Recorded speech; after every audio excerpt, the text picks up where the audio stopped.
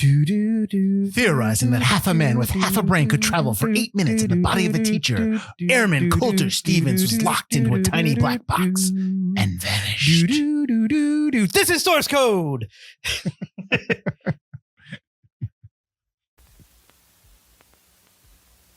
Ladies and gentlemen, please notice that exits are conveniently located at the front and rear of this auditorium. When leaving the theater, we suggest that the exit at the front of the auditorium will allow you easier access to the parking areas. Thank you. Hi, I'm Mike Field. I'm Mike Butler. And you're listening to Forgotten Cinema. Each episode, we highlight a film that, for a variety of reasons, was forgotten by audiences.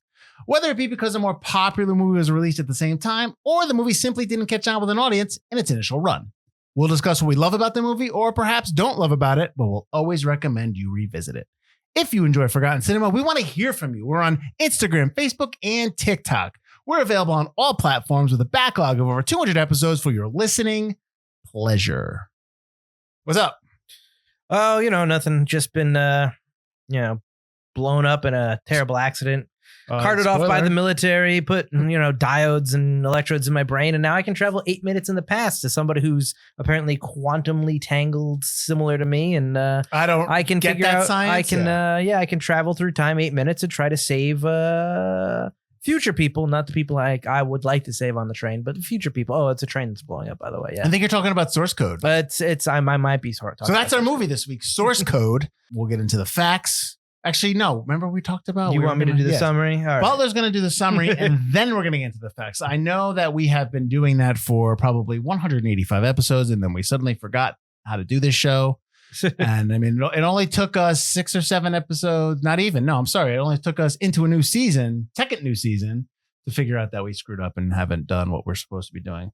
Army Captain Coulter Stevens finds himself working on a special program where his consciousness can be inserted into another human being. The only catch is it can only be for 8 minutes at any given time. That morning, a bomb explodes on a commuter train just outside Chicago. He occupies the body of a teacher going to work on that train and is confused as to what he is doing or why he is there, as his last memory is of flying his helicopter on a combat mission in Afghanistan.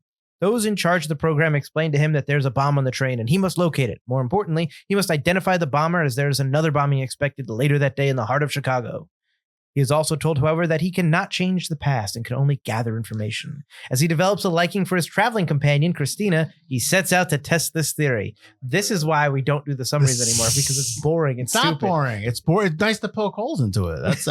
So number one, off the bat, I didn't realize he was Army. I'm pretty sure he's there. I think this summary is wrong. No, well, I know because these are submitted by people. Yeah, so he's What? I mean, I'm confused. I could swear right he off the was Air bat, Force. I'm confused, and that's a wicked too. That's too long of a summary. It's too much. Get in and get out. Give me a little. You don't have to go through the whole thing. Anyway. I hadn't read it before. I didn't know how the world was going to be. Well, that's what we're doing. We're doing Source Code. So let's get into it. I was about to say let's get started. I can't stand that. So let's get into it, and then we'll talk about what we thought about the film. So Source Code has a runtime of 93 minutes, rated PG-13. Production budget of $32 million. It came out on Friday, April 1st, April Fool's Day, 2011. Opening weekend, it did $14.8 million. Domestic, where its total was $54.7 million. International, $92.6 for a worldwide total of $147.3 million. I mean, seems all right. That's pretty good to me. Although I've got notes that says it's not all right. Production company was the Mark Gordon Company and Vendome Pictures, and then distributed by Summit Entertainment. So it came out the 1st of April. Let's go back a week to the 25th of March in 2011. And you had a wide release of Diary of a Wimpy Kid, Roderick Rules, and Sucker Punch. I only saw Sucker Punch, although I think I saw some of Roderick Rules. That's the third one, I think, right? Second one, third one? Oh, I haven't seen any of those.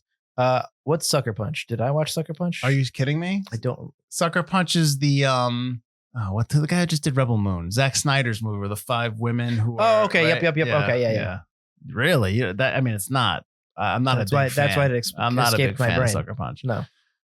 April 1st, so the week that this Source Code came out, it was up against in a wide release Hop, which is the animated Easter Bunny movie. Insidious, the first Insidious. I know they've made like 10 now. I don't know how many they And The King's Speech, which I didn't realize The King's Speech was early in the season. No, me neither. I do like The King's Speech. Yeah. I also like Insidious. It's actually not bad. I'd never seen Insidious. Oh, you'd like that. I never got into it. If you liked The Conjuring, you'd like Insidious. Did you know they're making another one? Another Conjuring? It's supposed to be the last one. Yeah, it says Last Rites. Yeah. I did not know that. Anyways, you had a limited release of Super and Rubber that week. So the 8th of April, the week after, you had a wide release of Arthur, which I totally forgot that they remade that Dudley Moore film with Russell Brand. You had Your Highness and Hannah and Soul Surfer. So you had 4 movies. So you had a big opening weekend, big wide weekend in April 8th. I don't know when Easter was that year. I'm going to guess it's the weekend of Hop. Really close to. Right, yeah. The weekend or the weekend before. This might be Easter weekend. I don't know. All right, so this movie was directed by Duncan Jones, who's done Moon, Warcraft, and Mute. Written by Ben Ripley, who's done the TV movie Species 3 and Species: The Awakening. Ooh. And then he did the 2017 Flatliners remake or reboot or whatever. Cinematographer was Don Burgess, who we talked about, I think the last week or the week before, nominated for Forrest Gump. Actually, no, we did When What Lies Beneath, right? I believe so. Yeah.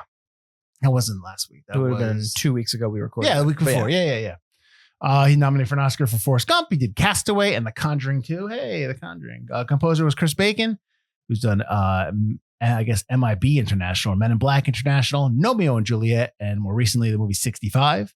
Edited by Paul Hirsch, who won an Oscar for Star Wars, the original Star Wars. He also was nominated for Ray, and he's also done Mission Impossible, the first Mission Impossible. Like I said, produced by Mark Gordon, Philippe Rousselet, and Jordan Wynn. Gordon's done Saving Private Ryan, which he's nominated for, Molly's Game, and Grey's Anatomy, the TV show. Rousselet won an Oscar for producing Coda, which was 2 years ago. It won an Academy Award. Lord of War, and he was an executive producer on Larry Crown. And then Wynn has done the TV show Welcome to Wrexham and the TV show We Need to Talk About Cosby. I think I listened to that. I did listen to that podcast. I just don't know if that was the that's the show that was based on the podcast. For your note about the editor, you said he edited the original Star Wars, right? Yeah. He's That's what said. I think he's Am I one wrong? of No. I think he's one of 2 people that edited the original cut. And he's fun fact, if you don't know about this, like it's widely said that the editors are the ones that saved Star Wars. They're the ones responsible for its success because what George Lucas delivered was like 3.5 hours or 4 hours of like just unsensical nonsense, like nonsense. Yes, nonsense is nonsensical. Just a bunch of nonsense, and they were the ones that edited it down into a 2-hour actual like film. But apparently, like it's widely known, like they kind of saved Star Wars from itself. So the reason that A New Hope was successful was because they were able to take out all the extra stuff that didn't make sense and reshift things in the timelines within the movie that actually made it a better movie. Apparently, nice. Where were they when the prequels came out, though? Where were they? Where were they? Where were they with The Last Jedi? Well, that's far away from that's not Lucas. That's true. You had Jake Gyllenhaal as Coulter Stevens, the most movie star name in a movie that I can ever think of. That's going to be on my SAG card. I'm changing. He's nominated for an Oscar for Brokeback Mountain. He also was in Nightcrawler and October Sky, to name a few. Michelle Monaghan as Christina Warren from Gone Baby Gone, Kiss Kiss Bang Bang, Mission Impossible 3, and she's filtered into the other Mission Impossible somewhere every once in a while. Vera Farmiga, did I say it right? Yep. Colleen Goodwin, she is nominated for an Oscar for Up in the Air. She's also in Godzilla. I don't know which Godzilla. King of the Monsters, where she was like the bad guy. The Conjuring series and the TV show Bates Motel. Jeffrey Wright as Dr. Rutledge, nominated for an Oscar for American Fiction. He's also in The Batman and The French Dispatch. And he was in our Ides of March episode that we did back just in he was 17. in the movie. He wasn't actually in our episode. He wasn't in my house. But That's too bad. He's a very good actor. Yeah, very good. I think we're big fans. Michael Arden as Derek Frost, another movie name. He's in Bride Wars, TV show Anger Management. Most of his credits are on Broadway. Cass Anvar as Hazmi.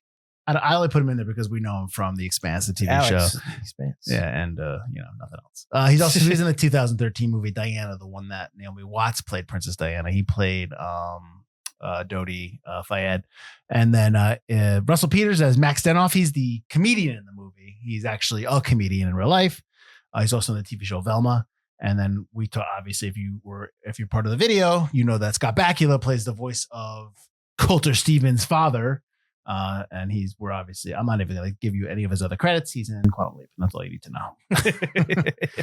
know. I couldn't tell you, Mike, if I had seen this. I want to say I saw Hop in the theaters. So I probably saw Sucker Punch this weekend. So I don't know when I saw Source Code. I did see it though. Right. But I don't know if it was in the theater or when it came on video. Yeah, this was before we started watching the movies every Thursday. Was it? Theater. Yeah. Okay. As always, I usually like to ask your initial thoughts, praise, not praise. I remember liking this film, but not like loving it.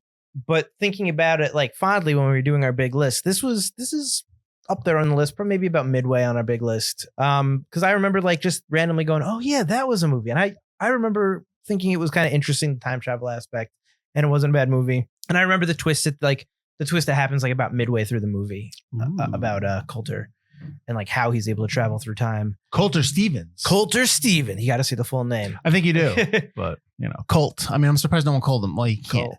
They probably called him Colt. Yeah, no one's buddy with him. No, but like his boys in Iraq or in Afghanistan probably called him Colt. Probably. Yeah. So like I remember enjoying it, but not being like, ooh, this is so good. But now when I watched it again this time, I was like, wow, that's actually a pretty good. Like I like high concept sci-fi like this, and I think it does a lot of things well. The time travel stuff's a little confusing, a little gimmicky. I think with the 8 minutes, it has to be the 8 minutes and kind of trying to explain why he has to be tied into the teacher character. The whole light bulb explanation. How when you turn off a light bulb, it still has a glow. That glow is it still remnants of the light that's there, and that's what they're saying here when you turn off the brain. And I was trying to look up the quantum math when the movie ended. I tried to look up the quantum mathematics that they're talking about, and I couldn't see. Like obviously, I have no idea anything about that. But as I was reading through it, I was like, it doesn't say anything about any of this time travel like stuff. The quantum entanglement stuff that they talk about in the movie. So I don't know how they're kind of combining these two, but whatever. But I still think it was a very interesting movie. It played it well. I think its runtime is nice. So I really like this watch a lot more than I liked it originally. But I put it on the list because I remember thinking it was a pretty decent movie. But I'm curious what you think of it, because I don't know if you're going to have the same opinion as me on this movie. I think my biggest note is probably the length of the movie saves it from it being like having holes poked into it. I totally agree, because there are the science and the questions that I have. Like, I mean, the movie ends, and I'm thinking to myself, okay, so like, what's going on with the conscious of the guy he's in, Shane, right? It was a Shane. Yeah. Like, where's he? He dead. Yeah, exactly. So like, we're good with that. Like, he saved over 100 people. What are we saying? What are we saying at the end of the movie when he just gets off the train and he's with Christina and they go off and they live their life? What are we saying here? That he's going to have to learn how to be a history. I know. Not even that, but like, what are we saying that God somehow was like, you saved all those people, I will kill Shane, now you can have his body? No, like, no. What are we saying there? I think what's happening is kind of the theory, like time travel in the way that like the newer Star Trek movies have, where if you change time, you don't change your time. You're changing another universe. You now split the universe in two. So it's divergent universes. That's why at the end of the movie, he can contact Goodwin and be like, hey, you have a Coulter as well. And he's going to have to do that. You're going to take care of him. So you're saying that he sends that text, but he sends that text after he saves the day, right? Yes, so when he saves the day, this is at the end of the movie, when he saves the day and locks that dude, handcuffs him, stops the bomb. That's when the split happens, right? Like conceivably, yes. Then that text can't come out after that fact. It has to come out before he does that, because then she wouldn't get it in this universe. She would get it in the other universe. Do you know what I'm saying? No. Wait, what? She would get it. She would get it in the same one. You're saying he's still there. Okay. Yeah. I get what you're saying. But then there would possibly be multiple Coulters also doing the same thing in these separate universes. So in this universe that he's in that is split off, yes, Shane is now gone. Shane is gone, but he did save the train with the train this time with 100 and something people. But now Coulter is going to be inside his not his own face anymore. Yeah, if you look in the bean, you can see. Yeah, you can see it's not him. He looks kind of like he needs to get into shape a little bit. It's movie fat, I guess. I don't think he's fine. Yeah. So that's what we're saying there. Yes. Okay. Yeah. Okay. The teacher is gone. It like sucks for the teacher, and he's got to have. Plus, he's probably gonna have to meet his own new parents, and it's gonna be really weird for him for a while. Source code 2. I think, like I said before at the beginning, like But I do agree with the you. Like the length. time limit, helps you not get too into it. Yeah. There's a lot of. I mean, I like movies that are kind of in one spot, in one location. They Sure, kind of yeah. do montage a little bit, which I think you have to in order for him to kind of speed up, like he's going to figure out every single person. Yeah. My other thing was, why are we assuming that the bomber is just on your car? Like there's dozens of cars on this train, and you are fixated on just the people around you. That's true. Yeah. So that was I didn't think another about thing. that. Yeah. Like, like why? Who's to say he didn't put the bomb on earlier and walk away? Right. No, I get it. Like he again though, he does find it in the vent On his second try. Yeah. Yeah. So I'm like, okay, is that good luck? Did they know how did they know to put him? Oh, I guess they would know, because would they know ahead of time where the origin of the bomb was? They don't really say, but they probably would have. If they combed the wreckage, they could probably tell pretty much immediately. Do you need that in the movie? Do you need that, like something like that? I didn't before, film? but now I'm thinking I do, because I never thought about that before. Yeah. But now that you poke that hole, now I do. Well, I mean, I just think I need it. Like, we know it's here. That's why you're in this car. It's probably somebody in this car. Yeah, when I was watching it, I didn't question that, but now I probably am. So like a little throwaway line of, we know it's a local connection, like it has to be close to. Yeah. Yeah. What did you think about the little twist? I mean, I know you kind of talk about the twist, like he can't speak. He's essentially dead. Yeah. Right. So what did you think about that twist when they kind of are? Because I mean, I guess the biggest reveal of that twist is when he's not actually talking. He's just thinking. They're reading. He's out. typing. Yeah. Right. So they're just kind of like talking to him, but he's, you know what I mean? Right. What do you think about that? I still like it. I think that's an interesting twist. I like that it happens earlier on in the movie, about halfway through, because I like that over like that end. I mean, you get that end reveal of it's just shocking how messed up he is, which, I mean, that's cool. That was all an actual animatronic, which I think is really neat. It looked weird when they first open it up and you look at him, and I'm like, that doesn't even look like him. And then on the other side, it looked like him. And I'm wondering if on the other side, it's actually him in makeup. And when they flip around, when you see the open head and the brain, it's the animatronic, because I didn't think that was him. I agree. It didn't look super like him. Right. Yeah. I'm not saying it looked bad. It just didn't look like him. But I really thought that was a good twist. I like that it's just like right away. It's like, no, you're not coming back home. No, you're dead, essentially. So it's like, it adds extra complexity to his character of, well, why am I doing this? Am I doing this out of, and he's a soldier. He's obviously a war hero. He does want to help these people. Right. Which Jeffrey Wright kind of abuses. His character. Well, it also makes sense though, because Jeffrey Wright's not the character, the Dr. Rutledge is not really talking to a person. He's talking to a readout. So he's talking to a readout. Him being cold makes sense like that. Yeah. Plus, he doesn't have that kind of soldier mentality of, I want to talk to my father, what's like being stateside. Whereas Goodwin does have that sensibility. She understands that kind of duty and honor and kind of stuff like that. I always find it an odd dynamic and an odd situation, an issue. And in real life, I mean, I'm sure this happens when you have a civilian, a doctor who is in charge of military personnel. Yeah. I always find that dynamic really, really weird, because it's just like, you're not really part of that group. You're not part of the Army or part of the Air Force, but you're running you know what I mean? Yeah. So I always find that dynamic, I guess fascinating is a good word. And just, I'm curious, like how that goes over a lot of times, because he's like barking at him, like he's a general, and they're basically following orders. And I guess that they've been instructed to follow orders. Well, that's what I like about Rutledge is it's like at the end, they give him this kind of unnecessary villain twist of reset his memory. It's just like, reset the source code. Let's study it. Why can't he just be more like, no, he just said, like, I don't want to do this. He saved 1 million people. I really don't want to kill him. He's useful. Like, not just like, we're going to reset his brain. Like, you just gave him an extra villain layer. I like that. Some of it, like, he's going about it the wrong way, but he's not wrong half the time. Like, we need to save these millions of people in Chicago. Right. I don't care about you right now. Go save these people. Right. And he's not wrong about, why they don't want to get rid of him, or like when she's like, you said you'd let him die. He's like, we don't know if this would work with anybody else. Not work with anybody else. Right. Yeah. So you don't know that as well. I mean, this is probably a really good basis for a TV show. I was going to ask you, his whole end monologue to Goodwin, did you think that was pretty much the setup of like, hey, Sci-Fi Channel, you want to pick this up as a pilot?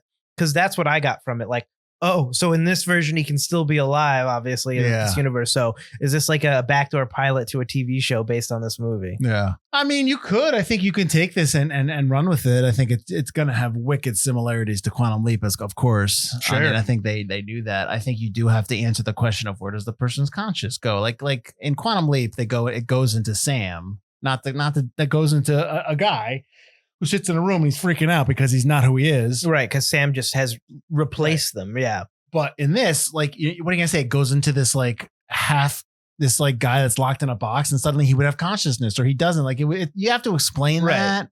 I would assume the way they would probably explain it would be the other person's also still in there. Or then you could have some drama there. Yeah, he's always fighting. When he looks at himself in his reflection, he's actually talking to himself. He's actually talking to the reflection. Yeah. That would be good. I wonder if you have to make him, would it be somebody that is as brain dead as Coulter Stevens is in real life, or would it be somebody who's just, he's still living is his only, it's kind of like, remember the X-Files episode where the burn victim, the guy with no arms and would psychically walk around. Yeah. Well, also like another Chris Carter show, Harsh Realm, which only lasted like 2 episodes, where the big reveal at the flash end. Nerd alert. Right the end of the pilot episode was that I'm going to get out of this VR simulation, and you cut to he has his brain exposed and he's exactly the same way Coulter is. Oh, I mean, maybe. But I think if you do it as a TV show, he has to be like in a coma. There has to be that hope of he can get out, because if you don't have that, then it's just like, well, I think that, if we're writing this, the hope doesn't come out until the season 1 finale. Like that's when the hope comes out. Like, what do you mean? I may be able to escape. Yeah, like, you're not actually dead. Yeah. Like something that's the big reveal. Exactly. Yeah. So what we're saying is we would like this as a TV show, please. I mean, Sci-Fi's no more. Sci-Fi Channel's out, right? I mean, for the most part, they put all their stuff on Peacock anyway, because that's what they're owned by. So yeah, but that's okay. But still, that's fine. Peacock should have. Like, you mean Sci-Fi as like a genre, or do you mean no Sci-Fi Channel? Like, yeah. Put it just goes on Sci-Fi. Peak. Yeah. All right, let's write this. All right. Well, like the beauty of the Sci-Fi Channel is that you flip it on at 10 o'clock, 11 o'clock at night, and something's on there, or you get like an original movie that they're not. I mean, once they started dipping into like the Sharknadoes, because it was quick and easy, yeah. And I get it; they're cheap, and Asylum, makes those films really quick and cheap, and they get payday for it. And people, when Sharknado came out, it was so bad that everyone was like, "Oh my god, this is awesome!" That's why they make them all. I get that, but if you got just maybe a tad bit serious, you probably would put together they put Chiller, Shudder and Chiller. Shudder, they put out stuff that's really good for their TV for the TV show. Sci-Fi Channel was killing it at first. Yeah. It started with Taken. Steven Spielberg's Taken, and then the Battlestar Galactica miniseries. They had like 2 other Warehouse ones. 13. Yeah. I kind of watched a little Eureka. I like Eureka. Eureka was a big one. But like they had some really good stuff at that point. But then I think, like the you said, Stargate series. Right? Stargate, yeah. Sorry, Sharknado was just so popular and so cheap to make that it was just so easy. Yeah, it's a bottom line kind of thing. But I think that ended up kind of toppling them at the end. All right, let's get back to source code. Okay. Well, we're willing to start writing this. Just let us know. One of the notes I had, which I thought was really cool, was that obviously Gyllenhaal is not on scene. He doesn't have scenes with Vera and Jeffrey Wright. And Jeffrey Wright. Yep. So, but he would stay on set and he would do his vocal work. He would do his lines off camera as they were doing their lines. They could bounce lines off. It's like you always hear about crappy behavior. Like it's good stepping off set. They're talking to like a script supervisor. Right. You always hear about people who are just like, oh, they've got it. But like that something like this should be recognized, because that's a little thing. It's probably a little thing but that's an important thing for actors, as Mike will tell you. Yeah. To actually act with the actors. Yeah. I think that's a really cool. I think it's a really cool note, and I kind of like that. There's nothing harder than pretending to have a conversation. I hate when you're having like phone conversations in like film or TV, like when you're acting and no one's talking to you off set. Like on stage, obviously on stage, you have to. There's no choice. But on like a movie set, why can't you have someone back there like giving you the other side of that phone call? It's so hard to respond to nothing. Did I ever tell you the thing I did for when we did the Usher? Did I ever tell you this? No. So back in the day, we shot this when I was 19, 20, 21. We did 22, maybe older. I don't know. We did this movie called The Usher. I've told you about The Usher. I know. Yeah. It's a really crappy movie. It was fun, but we shot like over late night at the movie theater. But there was a part I had to take a phone call, and so we had to have somebody call from the payphones. Call so the ring. Oh, So that's cool. I would Yeah, pick yeah, up so you don't have to fake and I it, would yeah. do line, but I was doing dialogue like somebody else. And as I'm doing it, the other person's not saying it. They were just supposed to call. They weren't acting. But as I'm talking, I hear, "You're doing good." As I'm doing it. I think you have told me Yeah. that. And I was just like, yeah. Like, don't get me wrong. I'm not Laurence Olivier in this thing, but I'm just like, okay. Well, that was always a funny. I always remember that when we talk about that. And yes, no, you will never see The Usher. It's terrible. You won't even let me see The Usher. It's it was a great time, great fun making it. It's just an awful movie. But I have a lot of fond memories. But anyways, Butler, would you have liked Christina if she was played by Lindsay Lohan? I saw that note, and probably not. Listen, Lindsay Lohan's really good in Mean Girls and Freaky Friday. But some of her stuff she did a little bit later than that is not so great. I mean, there were other extenuating circumstances. Obviously, yes, but this would have been during those extenuating circumstances. I don't know exactly when this was. Yes, she couldn't do. She was cast. She was cast as Christina, which was later ended up playing by Michelle Monaghan. But she, because of her legal issues, conflicted with the film schedule. They had to replace her. But she was going to be in this movie. I also think like Jake Gyllenhaal is a lot older than her, so I think it would have been weird. Is he? Yeah. Oh, maybe not a lot older, but older. Sure. I think I like that they're two people that are pretty much the same age. I think that's a better fit for the movie. Okay. And I like Michelle Monaghan. I think she's good. I think she's underrated. Really? I do. Well, she's in Gone Baby Gone, Kiss Kiss Bang Bang. She's in stuff, yeah, but I'm surprised she's not in more. I think she was on a TV show for a couple years.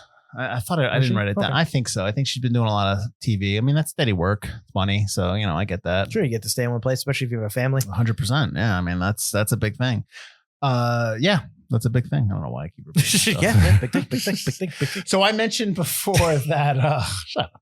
I mentioned before that even though this movie is made 147 worldwide, you mentioned they didn't think it was successful. The director, Duncan Jones, claims that this film didn't make a profit because of Hollywood accounting. Oh, I did see that note. Whatever Hollywood accounting means. I was going to write it out. Mob money? No. It's actually, it's legitimate, but it's not like great. It's basically they do these like little accounting methods where they record projects, they record the profit. So we're making a movie. Right. Forgotten Cinema, the movie. And we make, and it's made by Columbia Pictures. Thanks, Columbia. So Columbia Pictures making the movie makes $100 million in profit. But because Columbia is listed as the studio, right? Right. They don't they charge. It's tough to explain. So you're already into this, so go. I know for it. because I'm trying to explain it. I'm confusing myself. Let me just read this. Okay. Expenditures can be inflated to reduce or eliminate the reported profit of the project, thereby reducing the amount which the corporation must pay in taxes and royalties and other profit sharing agreements as they are based on net profit. Wait, what's the first part of that sentence? Expenditures? No. Expenditures can be inflated to reduce okay, or eliminate the reported profit of the project, thereby reducing the amount which the corporation must pay in taxes and royalties and other profit sharing agreements as they are based on net profits. So they basically say the movie's made for 30 million, but they basically end up going like, no, the movie was made for 100 million. Right. So yeah. So like we get 100 million. We're Forgotten Cinema. That's why you see a lot of times when you see a movie made and it was like Forgotten Cinema LLC, like the movie itself is an LLC, why they put its own company, and we make 100 million. But then Columbia charges us for all these fees that we have to end up paying out, and then the movie bottoms out. It makes nothing. Right. You know what I mean? Because we're the listed contact of the profit. So it's not ethical. Sounds like some BS. Yeah. It's legal, but it's not ethical. But it's also why you always hear actors and directors, when they're getting points on the back, and there's always on the gross, not the net, because the net they can mess with. So like they can make the net zero and you'll be screwed. So obviously if you're you should know this already, but you should never take points on the net. You should always do it on the gross. Which, yeah. So it's not, it's been done for so long that it's never going to stop, probably, unless there's like some kind of legislation. But like, these are the tricks they play. Yeah, it sounds pretty shitty to me. Well, it's Hollywood. Oh, Somebody just make an example of somebody who does it, like they did with McTiernan. Then it'll stop. Oh, bring me Turner back. What did you think of the blatant Dunkin' Donuts? Oh, what I thought was, wow, they've got Dunkin' Donuts on the train? I was jealous. And it's a double decker. Yeah. I mean, obviously, we don't know anything about that on the Northeast, so I'm a little upset. On Metro North, but let's not had Dunkin' Donuts. But let's be honest, that Dunkin' Donuts probably makes terrible coffee. Terrible coffee. The coffee might be all right, but the donuts are almost certainly made elsewhere and brought over, so they're probably made the day before, so they're probably pretty stale. I could see them. No, they'll probably get like a 3 a.m. delivery of donuts that they put on the train. Oh, 100%. I've said 100% twice in this episode. I do not like that. No, they absolutely have to do that. But I always equate like Dunkin' Donuts is at Citi Field. I'm a Mets fan. I go to the Mets games, and I'm like, oh, let's go. It's always awful there. Awful. Really? Yeah. It's like you're Dunkin' Donuts. I mean, I'm not asking for high quality Colombian coffee. I'm asking for like just a coffee that doesn't taste like you burned it like for 5 days on end. That sounds more about like the quality of the employees than the actual. But that's what I'm saying. Oh, how do you think the quality of the employees on a train is going? There's a double decker Amtrak train into Chicago. I don't know. I have no idea. I know the coffee would not be good on the Metro North, I'm sure. When you watched this film the first time, did you know who the bomber was? Like, did you kind of know already? I feel like they make a point of, hey, you dropped your wallet. Yeah, that whole, yeah. So, yeah, and I figured they wouldn't go with, it's like a stereotypical Arab guy because, well, that's why racist. That's why you have them. It was clearly going to be one of those two, even like, because I forgot who it was as well when I was watching this time. But as soon as like you dropped your wallet, I'm like, it's one of those two guys. Well, it's one of those two guys. I recognized the actor and I was like, it's him because he's not saying anything and he's somebody I've seen and stuff. And, so he should have lines because I had forgotten, Yeah, I forgot who it was too. So I didn't know. But my question to you was, so the two parts with him. So when he goes to his van and they show the shot of the box, the Star Spangled, yeah, that's the only thing in the van that's real. Everything else is CGI'd. I'm sitting there going, what? Like, that's a lot of just, how did they do? I'm like, how do they do that? It was pretty impressive for 2011. It looks like it's really there. Yeah. But then also my comment was his explanation as to why he's doing all this is such a movie villain explanation. Just the world is hell. It from the crumbles. We need to rise from the rubble, but there needs to be rubble. Okay. It's very James Bond villain. I hear that. I'm just like, oh, I get it. Like, but it's such a movie villain thing to say. I mean, because you got to play to the different international audiences, so you can't have a person with any kind of nationalism. Oh no, I don't mean it like that. I just mean it like. But else, that's the only way you're going to get it. But again, now I'm saying this, and I understand that I'm going to get. But the Dark Knight and the Joker and Alfred explains some people just want to see the world burn. That's a better way explanation than this. You know what I mean? Like that. I just want to kill people. Yeah. That, and it's also not coming from the villain. It's coming from somebody else who's kind of giving color to what's happening in the movie. Not when it's when it's from this. And he's just like, I need, there needs to be rubble. So I do like when Coulter Stevens. How do you forget that name already? I'm really bad at that. Coulter Stevens is on the phone. He's like, I'm there. I'm really sick. And he's like, Frost is crying. I was like, I like that. I like that a lot. Like, when he is. Yeah. He's crying. You're a bum. Basically. I thought that was really You're such a loser. Speaking of Coulter Stevens, when you see him in the control center or when he's in his mind, but he's in that.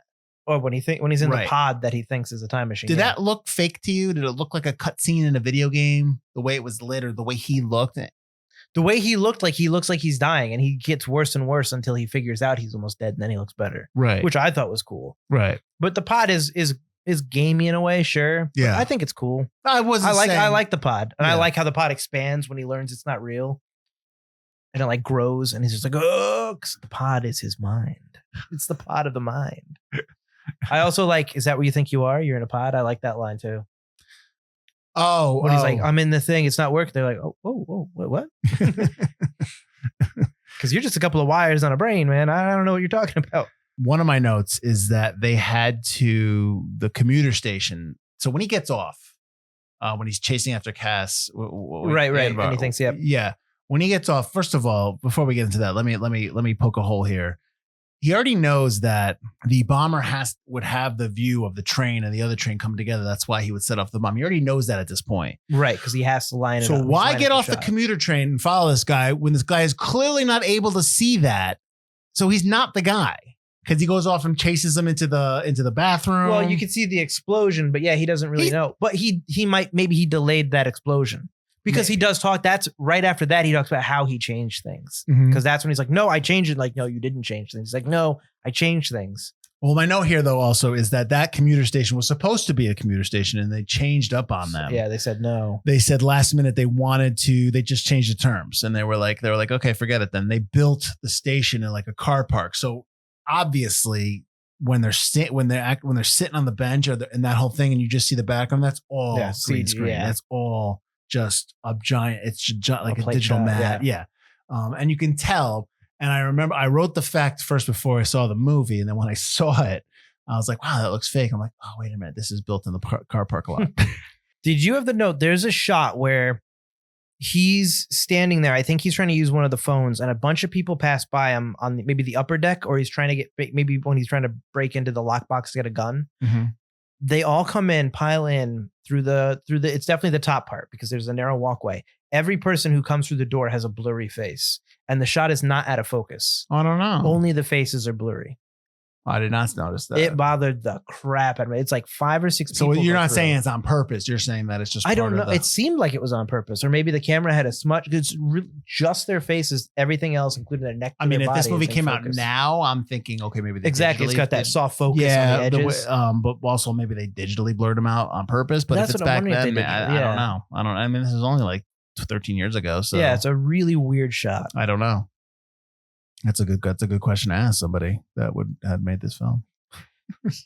I do like when he disarms the bomb. Yeah. The last time he disarmed the bomb, he's like, "Don't blow up in my face," and he takes both of the cell phones and he goes like, "What?" to the bomb. I was like, I like that. Because they don't say how many times he ran the simulation. You get that montage where you do get the montage with all burning. But like, I would have liked to know, like, you've been 132 trips. You better because if they gave me a number also, I would buy the relationship between him and Christina a little bit more.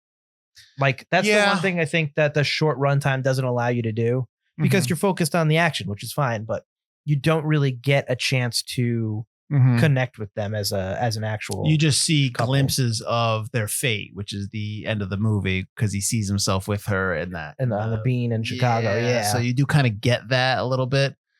What did you think of the part when he jumps off the train? I was thinking he's not standing up. So I do like that he got messed up, but it's a little bit of a CGI Texas switch. I don't know if you know that phrase, that term. No. Okay, so a Texas switch is when you see in a movie, you'll see like an actor running, and they'll be running into a crowd, and you kind of lose them for a second, and then you see him again, and they do this like massive stunt, and because it hides the stuntman. Right. Yeah. So a Texas switch is when you are you basically are, it's in one shot and you're hiding the actor and the stunt person together, and then they do the stunts. Okay. So something like that. I know of the trick, but I didn't know it had a name. Okay. Right. So, I mean, this is like more of a CGI Texas switch. So that's him jumping, him digital flopping. Yep. And then he stops. Him stopping it's him again. So, I mean, so you kind of, it is kind of like, oh. It's a little CG floppy. Yeah. Yeah. But it's still like, it looks like it hurt. Yeah, no. But then he gets up and he's like, oh, he can't walk. But then he walks. I'm like, Wait, he can't walk. Oh, yeah. So I thought that was interesting. I mean, it's almost like you do the best you can with the tools you have. I mean, for a $32 million movie. Sure. I mean, I guess. I also think the train sped up really quick. I don't think it would be really going how fast right out of the station. The train is going. Yeah, the train wouldn't be going that fast unless it was passing through the station and not stopping. But it wouldn't be going that fast to leave the station. Yeah. Yeah, you're right. So, but again, maybe they did speed it up a little bit to kind of like enhance the tension in that scene. For sure. Yeah. Yeah. All right. So how about I get to some reviews? Yes. I completely blanked on the word. Jeez. All right. The Arizona Republic film critic Bill Goodynoots, that cannot be your real name, says that comparing source code to Groundhog Day is doing a disservice to source code's enthralling mind game. I mean, yeah. I mean, it's also not two different movies though. Yeah, I mean, but I get like if you watch a trailer, you think, oh, it's action Groundhog's Day, but it really, when you watch it, it really isn't, because although there's that conceit of continuing to do the same thing over, it doesn't focus on that as much as like Groundhog's Day would. I think Groundhog Day is a very close to, I won't say perfect, but very close to perfect movie. I'm not. What it does with the life in a day, repeating over and over again. It you know what I mean? It's almost like a benchmark. Like you have all these other films that come out that have kind of done this. And you have to compare it to. Yeah, you have to compare it to Groundhog Day. And they're all, some of them are good. Some of them aren't good. Some of them are just, but I like the horror one. Oh, Happy Death Day. Happy Death. If you heard that, that was thunder. Whoa. Yeah, Happy Death Day. Happy Death Day is weird because Happy Death Day is good. It's a horror film, but then Happy Death Day 2 is just a completely different genre. It turns into sci-fi towards the end. That's what the 3 was supposed to be, something really different, and they didn't get to do it. Because at the end of Happy Death Day 2, you're like, what movie is this? But you're not angry. You're just like, what's going on? Like, so it kind of gets really weird in a good way. But what's the one that Andy Samberg was in? Is it Palm Springs? I want to say Palm Springs. Yeah, I think it's Palm Springs. That was okay. I can't. I only saw it once, so I can't really. I remember liking it. I don't remember loving it. I don't know why. But that was another one. It had a more serious tone than some of the other Lonely But Island it did stuff. the same thing. Times, it did the repeat over. It kind of went Groundhog Day route, where it kind of like he was in it for a while, all the time. Yeah, he's already in it for a while before Kristen Milioti's character goes. Right. Richard Roper of the Chicago Sun-Times called the film confounding, exhilarating, challenging, and the best movie I've seen so far in 2011. Now, granted, this came out April 1st, 2011. I guess, I mean, that's kind of like okay, but it just reminds me of the Benoit Blanc line in Knives Out, where he's like happy, like confounds me though, and he's like happy about it, like when he can't figure it out. I'm like, it's the only other time I've ever heard confounding being like a good thing. And then finally, Roger Ebert gave this film 3.5 stars out of 4, calling it a, quote, an ingenious thriller where, quote, you forgive the preposterous because it takes you to the perplexing, okay. I don't disagree with him, but yeah, it's kind of like a pretentious. Takes me to the perplexing. So Butler, who would you recommend this to? Would you recommend this? I would absolutely, like I said, I really like this movie. I would recommend it to everybody, but that's me. I always recommend everything I like and hope that people like it too. When they don't, I get mad about it. But all right. But no, I think this has a lot of things that a lot of people could like.